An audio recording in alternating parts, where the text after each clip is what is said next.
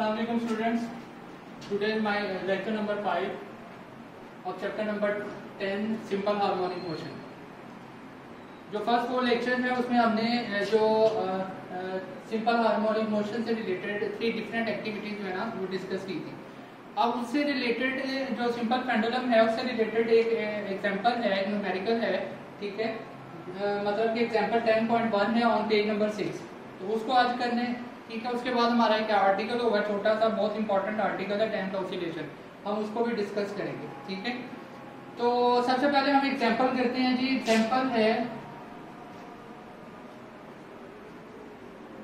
Example number 10.1, ठीक है, on page number 6. अच्छा, इसमें है कि find the time period and frequency of a simple pendulum. आपने टाइम पीरियड फाइंड आउट करना है, ठीक है. टाइम पीरियड इसको हम टी से डिनोट करते हैं, ये इसका सिंबल है, इसको क्वेश्चन मार्क लिख दिया. और उसके बाद एंड फ्रीक्वेंसी, और फ्रीक्वेंसी सेकंड हमने फाइंड आउट करना है, इसको हमने एफ से डिनोट कर दिया. ये फ्रीक्वेंसी का सिंबल है, इसी तरह आपने लिखना है एफ, स्टाइलिश एफ जो है. उसके बाद है length of the pendulum, simple pendulum is 1.0 metre. तो लेंथ जो है इसको हमने कैपिटल एल से लिख दिया, दैट इज 1.0 मीटर, ठीक है. और उसकी लोकेशन गिवन है, ठीक है, जहां पे उसकी वैल्यू ऑफ जी जो है वो 10.0 मीटर पर सेकंड स्क्वायर है, ठीक है. तो वैल्यू ऑफ जी जो है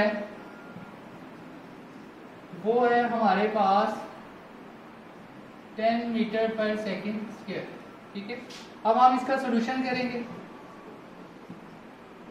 इसके बाद एक जो है वो हम एक लाइन लिखेंगे, यहाँ तो हम लिखेंगे एज वी नो दैट, ठीक है, या फिर हम लिखेंगे by using formula as we know that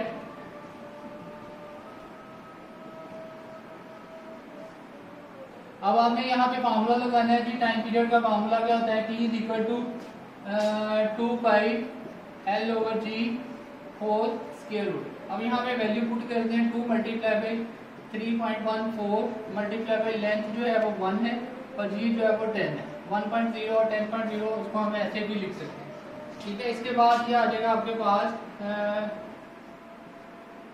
6.28 और ये आ जाएगा 0.1 इसका स्क्वायर रूट, ठीक है.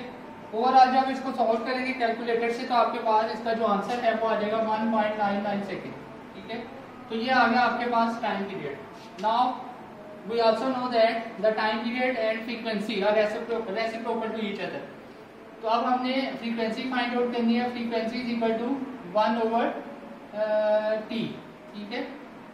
Now frequency is equal to 1 over T. f is equal to 1 over 1.99. तो 1.99 ऑलमोस्ट 2 ही होता है, तो 1 को 2 से डिवाइड करेंगे तो आपके पास आंसर आ जाएगा 0.50 और इसका यूनिट है फ्रीक्वेंसी का हर्ट्ज, ठीक है. इस तरह आपने जो है ये न्यूमेरिकल सॉल्व कर लिया और हेंस करके जो है ना यहाँ पे जो आपने फाइंड आउट किया ना वो भी शो करवा दें. तीसरा स्टेप में आपने हेंस जरूर करना है, इसके नंबर कट सकते हैं. तो आपने फाइंड आउट किया टाइम पीरियड जो कि है 1.99 सेकंड और उसके बाद आपने फ्रीक्वेंसी फाइंड आउट की, वो है 0.50 हर्ट्ज. तो ये हमारा न्यूमेरिकल था, ठीक है. सिंपल सा न्यूमेरिकल है, उम्मीद है कि आपको समझ आ गई होगी. तो नेक्स्ट हमारा जो है आज का जो दूसरा आर्टिकल है वो है मतलब पहला आर्टिकल है, पहली तो एग्जाम्पल थी.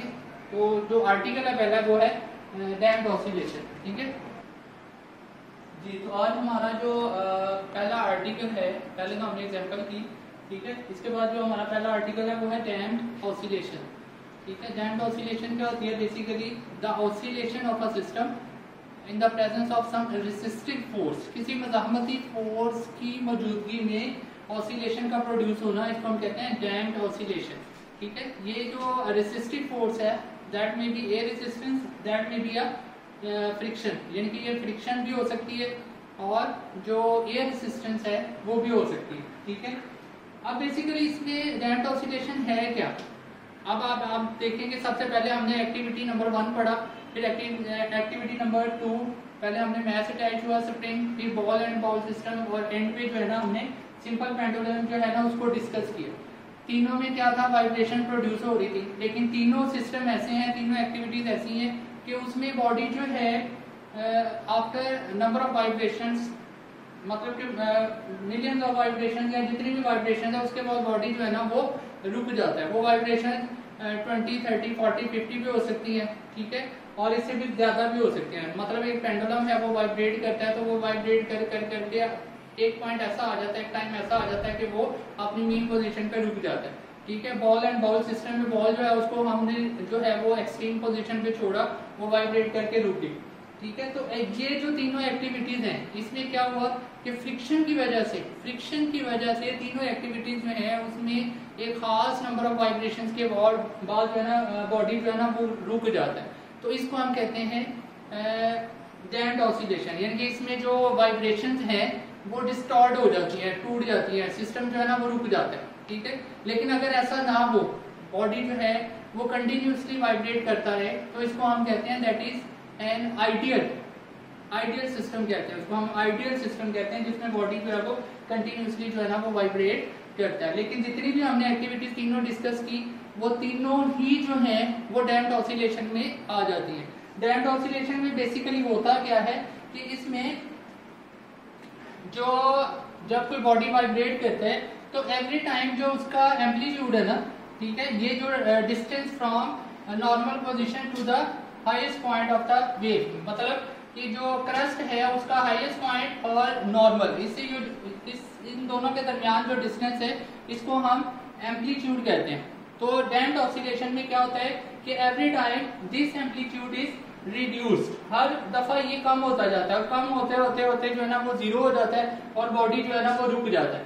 अगर आप तीनों एक्टिविटीज देखें तो तीनों में ऐसे ही हुआ है, ठीक है, कि जो एम्पलीट्यूड जो है वो कम होता जाता है एवरी सिंगल वाइब्रेशन, हर सिंगल वाइब्रेशन के बाद एम्पलीट्यूड जो है ना वो कम होता जाता है। लेकिन फिर एक ऐसा पॉइंट आ जाता है कि एम्पलीट्यूड जो है वो जीरो हो जाता है and body is again in a state of rest at its mean position पे आगे वो रेस्ट पोजीशन में आ जाता है, ठीक है। अगर हम डिस्प्लेसमेंट और टाइम के दरमियान में ग्राफ ड्रॉ करें, ठीक है, तो आप देखेंगे कि जो एम्पलीट्यूड है वो एवरी टाइम जो है ना वो क्या हो रहा है, रिड्यूस होता जा रहा है, रिड्यूस होते होते जो है ना वो जीरो हो जाता है। एक टाइम ऐसा आ जाता है कि ये जो एम्पलीट्यूड वाला पॉइंट है ये एक्स एक्सिस जो लाइन है उसको टच कर जाता है, ठीक है। और इस तरह ये जो है ना फिगर में आगे उसने शो करवा दिया कि एम्पलीट्यूड जो है वो कम हो रहा है, और ये इसको डिक्रीजिंग एम्पलीट्यूड लिख दिया कि एम्पलीट्यूड जो है वो कम हो रहा है, और यहाँ पे डॉटेड लाइन में इसको एक एनवेलप में बंद कर दिया जिसको हम एनवेलप ऑफ द डैम्पिंग कहते हैं, ठीक है। अब जो डैम्प्ड ऑसिलेशन है इसकी एक एग्जांपल उसने जो है ना वो एक और यहाँ पे हमें एग्जांपल दे दी है जिसको हम शॉक एब्जॉर्बर कहते हैं, ठीक है। शॉक एब्जॉर्बर जो है ना अगर आप देखें तो उसका स्ट्रक्चर, इंटरनल स्ट्रक्चर जो है ना देखें तो वो इस तरह का कुछ होता है, ठीक है। तो अगर आप उसको देखें तो उसमें लिक्विड है, उसमें पिस्टन है, ठीक है। अब क्या है कि जो गाड़ी का टायर होता है, ठीक है, पिस्टन जो है उसका एक एंड जो है, ठीक है, उसको हम गाड़ी का जो फ्रेम है, ऊपर वाला जो पोर्शन है, ऊपर वाला जो एंड है उसको गाड़ी के फ्रेम के साथ अटैच कर देते हैं, और दूसरा जो है attach to the car axle, और कार का जो एक्सल है उसके साथ जो है ना इसको अटैच कर देते हैं। तो क्या होता है कि जब भी गाड़ी जो है मूव करते हुए किसी भी बम्प से या स्पीड ब्रेकर से गुजरती है तो एक जो है वाइब्रेशन जो है वो प्रोड्यूस होती है। लेकिन क्या होता है कि वो हमें ज्यादा फील नहीं होता, वो बहुत ही जो है मतलब 5-10 वाइब्रेशंस के बाद जो है ना वो गाड़ी जो है आराम से फिर स्मूथली जो है वो वर्क करना शुरू कर देती है, चलना शुरू कर देती है। उसमें क्या होता है कि ये जो पिस्टन है ये ऑयल के अंदर जो है ना वो मूव करता है, ठीक है। उससे क्या होता है कि जो वाइब्रेटरी मोशंस है वो ऑयल को कन्वर्ट हो जाती है, और ऑयल जो है ना इवन जो है ना उसमें हीट आ जाती है, हीट एनर्जी जो है ना वो ये जो ऑयल है इसमें हीट एनर्जी आ जाती है, ठीक है, मतलब ये गर्म हो जाता है।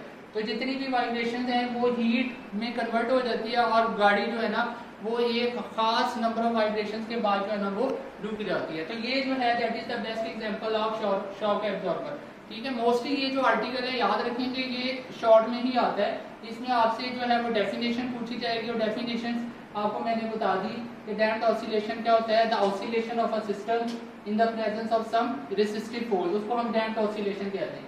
एंड द एग्जांपल जो है उसमें आप बता देंगे shock absorber is the best example of damped oscillation. तो ये हमारा आज का आर्टिकल था, ठीक है। उम्मीद है कि आप लोगों को समझ आ गया होगा। Thank you so much.